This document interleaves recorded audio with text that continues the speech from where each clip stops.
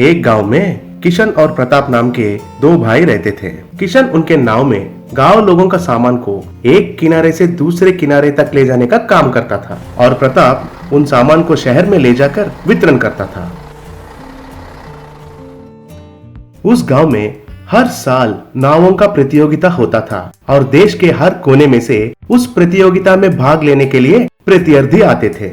इस साल उस प्रतियोगिता में किशन भी भाग लिया था। प्रतियोगिता के दिन उस गांव के जमींदार, सबको स्वागत हो, हमारे गांव का नावों का प्रतियोगिता में हिस्सा लेने के लिए आए हुए सब महाजन को स्वागत हो। इस प्रतियोगिता में जीतने वालों को साल भर का नाव में सामान इधर से उधर पहुंचाने का कॉन्ट्रैक्ट दिया जाएगा, कहकर घोषणा किया था। फिर मुकाबला शुरू हुआ था और किशन अपने नाव को बहुत तेजी से चलाया था और सबसे आगे निकलकर मुकाबला को जीत गया था। जमींदार किशन को कप देकर, शाबाश किशन बेटे, हमारे गांव का सामान का आयात और निर्यात करने का कॉन्ट्रैक्ट अब से तुम्हारा है, फिर अगले साल मिलते हैं। किशन और प्रताप खुशी से नाचने लगे थे। उस रात गोवर्धन नाम के एक आदमी किशन की जीत को नहीं सह पाया। अरे वो किशन को नहीं जीतना था यार, कॉन्ट्रैक्ट हमको मिलना था, कहकर उनको दोस्तों को बोला।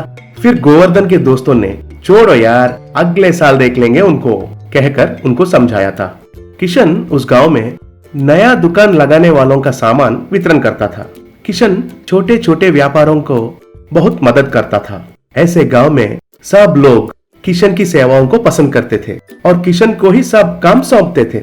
ऐसा किशन अच्छा पैसा कमाने लगा था। ऐसे एक साल गुजर गया था और फिर नावों का प्रतियोगिता का दिन आ गया था। हर साल की तरह किशन उसमें हिस्सा लिया था। इस बार गोवर्धन भी हिस्सा लिया था। उस दिन सुबह गोवर्धन अपने दोस्तों के साथ मिलकर, अरे सुनो, इस बार जैसे भी मुझे ही जीतना होगा। आप लोग जाके किशन की नाव को छेद लगा दो। मुकाबला शुरू होते ही उस नाव को डूबना चाहिए। फिर गोवर्धन की दोस्तों ने लोहन से किशन की नाव को छेद लगा दिया था और वो नाव में थोड़ा थोड़ा पानी भरने लगा था। ये सब देखकर प्रताप, हे भगवान, ये क्या कर दिया है इन लोगों ने, अब इनसे झगड़ा करने का वक्त तो नहीं है, जल्दी से और एक नाव को तैयार करना होगा, सोचकर उनके लॉरी में मछुआरों के पास जाकर उनको सब कुछ समझाया था। हमारे किशन बाबू को जीतना ही होगा। ये लो, मेरा नाव ले लो। यहाँ के पूरे जिलों में मेरा नाव जैसा नाव किसी के पास नहीं है, इसे ले जाओ। इतना बड़ा नाव को अब मैं कैसे ले जाऊं? ठीक है, सब लोग मिलकर उस नाव को मेरे लॉरी में चढ़ाओ। फिर सब मछुआरे मिलकर उस नाव को लॉरी में चढ़ाए थे। प्रताप उस नाव को लेकर जा रहा था।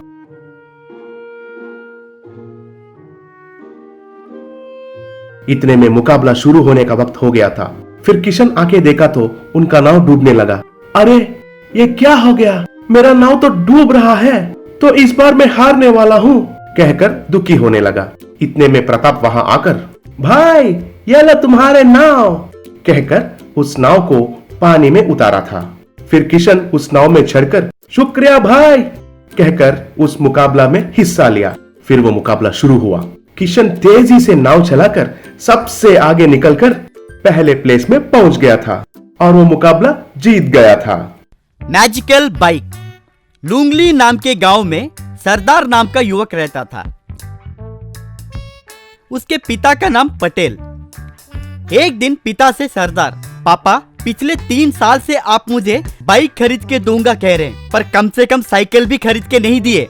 पैदल कॉलेज जाना कितनी तकलीफ हो रही है मालूम है आपको? मेरी हालत में किसको बोलूं बेटा, जो भी कमाता हूं वो कर्जा चुकाने में ही जा रहा है।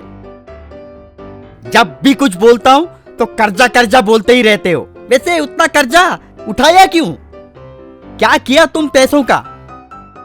टीवी रिपोर्टर के जैसे एक साथ इतने सारे सवाल करेगा तो कैसे होगा बेटा? वो कर्जा सब तुम्हारे परदादा सीताराम पटेल ने किया था। वो अपने वारिस को जायदाद के बदले कर्जे दिए। ये लो, बातों बातों में कर्जे वाले आ गए। तब कुछ कर्जे वाले आए तो उन्हें कुछ पैसा दिया पटेल। सच में आप कितने महान हैं। आपके पिता के पास से मेरे पिता कर्जा वसूल करते थे। अब मैं आपके पास कर्जा वसूल कर रहा हूँ, कल मेरा बेटा आपके बेटे के पास वसूल करेगा। हमारा ये कर्ज का रिश्ता पुरखों दर पुरख चलता रहेगा, ये मैं आस करता हूँ जी, कहकर चला गया। उन बातों को सुन के सरदार अपना सर पकड़ लिया। एक दिन वो अपना दोस्त ब्रह्मा जी से अपनी हालात के बारे में जिक्र किया। मेरे परदादा को इंसान कहूँ या पाखंडी समझ नहीं आ रहा है। वर्ल्ड बैंक के पास हमारा देश ने जो कर्जा उठाया वो कर्जा भी माफ हो जाएगा, पर हमारा कर्जा मगर जिंदगी में माफ नहीं होगा। सब मेरी फूटी किस्मत है दोस्त, तू चिंता मत कर दोस्त। आखिर तुम्हारा परदादा क्यों इतना कर्ज उठाया, पहले हम उसकी जानकारी लेते हैं, चल। पर वो कैसे मुमकिन है दोस्त, वो मर के कई साल हो गए हैं। कहते हैं ना, ख्वाहिश अगर सच्चा हो तो सब मुमकिन है। साइंटिस्ट सतीश चंद्र के पास चलते हैं, चल। वैसे दोनों मिलके साइंटिस्ट सतीश चंद्र के पास आए। सरदार उसकी परिस्थिति के बारे में साइंटिस्ट के साथ जिक्र किया।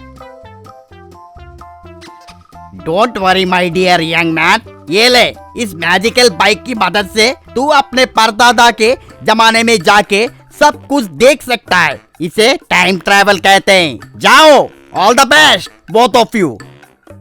वैसे दोनों बाइक में चढ़ते ही वो बाइक हवा में उड़ने लगी। वो कुछ दूर वैसे जाने के बाद एक उजाले भरे जाल के अंदर जाके गायब हो गई। बाद में वो एक बड़े घर के पास आके रुकी।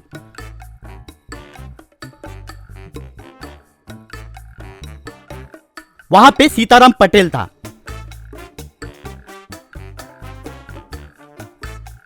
उनके सामने एक लड़का और एक लड़की नाचते हुए उन्हें दिखाई दिया। उनका नृत्य होने के बाद सीताराम पटेल, शाबाश, आप लोगों का नृत्य अद्भुत है। आप जैसे कलाकारों को प्रोत्साहित करना ही मेरी जिम्मेदारी है। आप दोनों को 100 एकड़ जमीन लिख के दे रहा हूँ, ले लो। तो वो सुन के वो दोनों खुशी खुशी नमस्कार किए।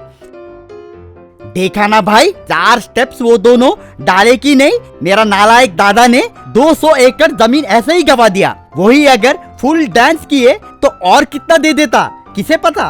तो उसके बाद सीताराम पटेल के पास एक और आदमी आया। साहब, बिना पैसों के बहुत तकलीफ उठा रहा हूँ, मुझे 100 रुपए है तो देना साहब। 100 रुपए में तुम्हारी तकलीफें दूर नहीं होंगी, 1 लाख रुपए दूंगा, लेकर जा। असिस्टेंट, इन्हें 1 लाख रुपए देकर भेज। साहब, हमारे पास उतना कैश नहीं है। तो सीताराम गुस्से में, और एक बार मुझे पैसे नहीं है का शब्द सुनाई दिया तो खबरदार, मेरे सारे संपत्ति को गिरवी रख के कर्जा उठा। उसकी जिम्मेदारी के लिए मैं ही नहीं, मेरे वारिस भी रहेंगे। वो बातें सुन के सरदार, अरे नालायक, दस्तखत करना ही गुनाह है और साथ साथ अपने वारिस को भी बलि चढ़ा रहा है, कमीना, इसे बराबर मजा चखाना होगा। तुरंत सरदार वहां पे जाके, रुकिए असिस्टेंट साहब, कृपया कर्जा मत उठाइए, अभी तक आपने किए दान धर्म काफी है, अब आप बस कीजिए। मैं कौन हूँ, यही आपके मन में सवाल उठ रहा है ना सीताराम पटेल जी। मैं आपका परपोता हूँ, आपके कृपा से हम लोग लगभग भिखारियों के जैसे जी रहे हैं, कह के बीती सारी बातें परदादा को बताया। दादाजी, दान करना गलत नहीं है, अपात्र दान गलत बात है, लेकिन अपने हैसियत से बढ़कर दान देना गलत बात है। पहले अपने परिवार की जरूरतें पूरी करने के बाद हमें दान करना चाहिए। आपने किए कर्जा हम अपने पुरखों तक भरपाई कर रहे हैं, ये आपको कहां तक न्याय लग रहा है, आप ही बताइए। वो बातें सुनकर सीताराम, मुझे माफ कर दो परपोते, मैं तुम लोगों के बारे में बिना सोचे ये सारी गलतियां कर बैठा। इसके बाद मैं कभी कर्जा नहीं उठाऊंगा, दान धर्म भी मेरे हैसियत के हिसाब से करूंगा। Thank you great grandpa, okay, see you later, bye bye. वैसे वो दोनों वापस हवा में उड़ने लगे। वैसे वो कुछ दूर जाने के बाद चमकते हुए जाल में जाकर गायब हो गए। बाद में वो सरदार के घर के पास उतरे। घटी सारी बातें जब सरदार अपने माता पिता से कहा तो वो बहुत खुश हुए। वैसे उनके घर पे तब से कर्जे वाले आना भी बंद हो गए। Mini jeep. राजेंद्र नगर गांव में एक साहूकार रहता था। उसका नाम था लालचंद। उसके बेटे का नाम था मानिकचंद। मानिकचंद दिन भर खा खा कर मोटा हो गया था। एक दिन लालचंद अरे बेटा, तुम यूं ही रोज रोज मोटे होते जाओगे तो तुम्हारी शादी कैसे होगी? अब से तुम्हें पिज्जा और बर्गर नहीं मिलेगा। बाइक और कार चलाना भी बंद कर दो। तुम्हें पैदल ही जाना होगा। यही तुम्हारे लिए सही व्यायाम है। यूं उसे पसंद ना होते हुए भी पिताजी के दिए हुए कच्चे सब्जी और फल खाने लगा। कॉलेज भी पैदल जाने लगा। एक दिन मानिकचंद, धत, अरे ये जीना भी कोई जीना है? पिताजी की यही बात ठीक नहीं है। पैदल चल चल कर मेरे पांव फूल गए हैं। कोई उपाय सोचकर इस झंझट से जल्दी निकलना होगा। तभी उसने एक लड़के को एक टॉय जीप पर जाते हुए देखा। वो उस जीप का पीछा करने लगा। उस लड़के को एक घर के बाहर जीप को रोककर घर के अंदर जाते हुए देखा। अरे ये तो रमेश का घर है। ये उसका बेटा होगा। रमेश ने पिताजी से पैसे उधार लिया है। उस बहाने इस जीप को हथियाना होगा। तब मेरी सारी चिंताएं दूर हो जाएंगी। आराम से मैं उस पर हर रोज कॉलेज आ जा सकूंगा। बाद में उस घर के पास आया और रमेश, अरे रमेश कहकर जोर से चिल्लाया। रमेश अपने बेटे टिंकू के साथ बाहर आया। अरे मानिकचंद जी, कैसे हैं? आपका यहाँ कैसे आना हुआ? आपको क्या चाहिए? क्या चाहिए पूछते हो? अरे हमसे उधार लिया है ना, चुपचाप उधार चुका दो। ये क्या, उधार लिए 4 महीने तो हुए। वैसे हर महीने ब्याज भी तो भर रहा हूँ। आपके पिताजी से कहा था ना कि 6 महीने बाद ही सारा पैसा चुका दूंगा। वो सब मुझे कुछ नहीं पता। पिताजी ने सारा पैसा लाने को कहा है। चुपचाप पैसे ला दो। उतने पैसे मैं अभी नहीं चुका सकता बेटा, मेरे पास नहीं है। तो एक काम करो, वो जीप मुझे दे दो। मैं तुम्हारे उधार चुकाने तक चुप रहूंगा, ठीक है? नहीं नहीं नहीं, ये मेरा जीप है, मैं नहीं दूंगा। मुझे ये चाहिए, मैं नहीं दूंगा। कहकर हट करने लगा। ना बेटे, तुम चुप हो जाओ। चुपचाप उसे जीप दे दो, वरना मार खाओगे। बेटा तुम वो जीप ले जाओ। इस तरह मानिकचंद वो जीप लेकर वहां से चला गया। ये देखकर टिंकू को बहुत गुस्सा आया। यूं मानिकचंद बड़े मजे से उस जीप पर घूमने लगा। ये देखकर लोग भी खिल्ली उड़ाने लगे। उसे यूं हर रोज जीप पर कॉलेज जाते हुए देखकर टिंकू को बहुत गुस्सा आ रहा था। उसने ठान लिया कि इसे सबक सिखाकर ही रहेगा। हर रोज जीप में दिन भर मानिकचंद घूमता रहता था, पर घर लौटने पर पिताजी के नजर बचाकर उस जीप को घर के पास छिपा देता था। एक दिन टिंकू चुपके से आया और जीप में रखे रिमोट को लेकर वहां से चला गया। अगले दिन कॉलेज जाने के लिए मानिकचंद जीप में चढ़कर बैठा। यूं जीप आगे जाने लगा तो टिंकू ने अपने हाथ में पकड़े रिमोट से उस जीप की रफ्तार बढ़ा दिया। बस जीप बहुत तेज जाने लगा। ये देख मानिकचंद, अरे बाप रे, ये क्या? अरे अपने आप कैसे तेज जा रहा है? अरे बाप रे, ये क्या? अरे ये तेज जा रहा है। हाय। फिर टिंकू ने रिमोट को फिर से दबाया तो जीप लट्टू की तरह घूमने लगा। तब मानिकचंद, हे भगवान, ये सब क्या हो रहा है? ये जीप ऐसे क्यों घूम रहा है? अरे मुझे बचाओ, मुझे बचाओ। ये देख लोग हंस हंस कर लोटपोट होने लगे। इस बार टिंकू ने रिमोट दबाया तो मिनी जीप सीधा जाकर कीचड़ में गिरा।